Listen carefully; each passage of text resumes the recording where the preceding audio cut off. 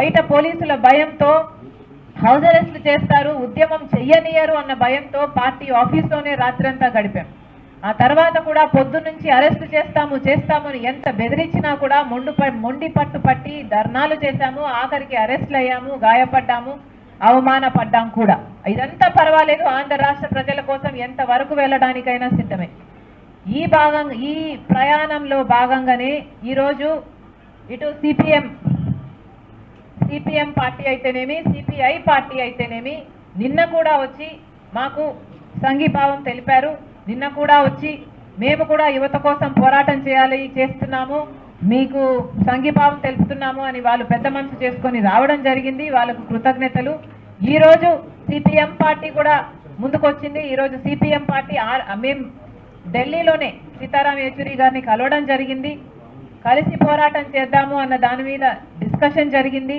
ఈరోజు రెండు పార్టీలు, ఇటు శ్రీనివాసరావు గారు, రామకృష్ణ గారు అందరూ కలిసి వచ్చి వాళ్ళ డెలిగేషన్తో సహా వచ్చి మాకు అభినందనలు తెలియజేయడమే కాకుండా ఇప్పటి నుండి ఆంధ్ర రాష్ట్రానికి BJP party, Telugu Desam party, YCP party కలిసి ఉన్నాయి కాబట్టి, బీజేపీ పార్టీకి ఆ రెండు పార్టీలు బి టీములుగా ఉన్నాయి కాబట్టి మేమందరము కలిసికట్టుగా పోరాటం చేయకపోతే ఈ పెద్ద పర్వతాలను దించడము అసాధ్యం. కాబట్టి మేమందరము కలిసి పనిచేయాలని నిర్ణయించుకున్నాం.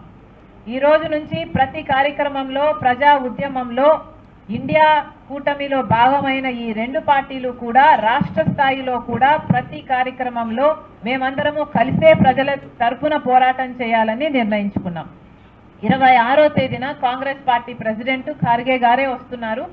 26వ తేదీన అనంతపూర్ టౌన్లో ఒక సభ జరగబోతుంది. ప్రజా సమస్యలను ఉద్దేశించి మాట్లాడబోతున్నాము.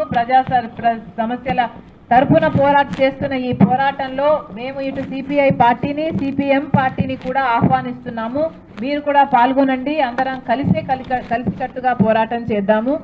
ఇప్పటి నుండి ఆంధ్ర రాష్ట్రంలో ఎన్నికలు సమీపిస్తున్న సమయంలో మేమందరము కలిసికట్టుగా ఒక ఫోర్స్లా తయారు కాకపోతే బీజేపీనైనా, ఇక్కడ ఉన్న కేంద్రంలో ఉన్న బీజేపీనైనా, ఇక్కడ ఆంధ్ర రాష్ట్రంలో అధికారం అనుభవిస్తున్న వైసీపీనైనా కొట్టడం కష్టం. కాబట్టి మేమందరం కలిసే ప్రయాణం చేద్దామని నిర్ణయించుకున్నాం.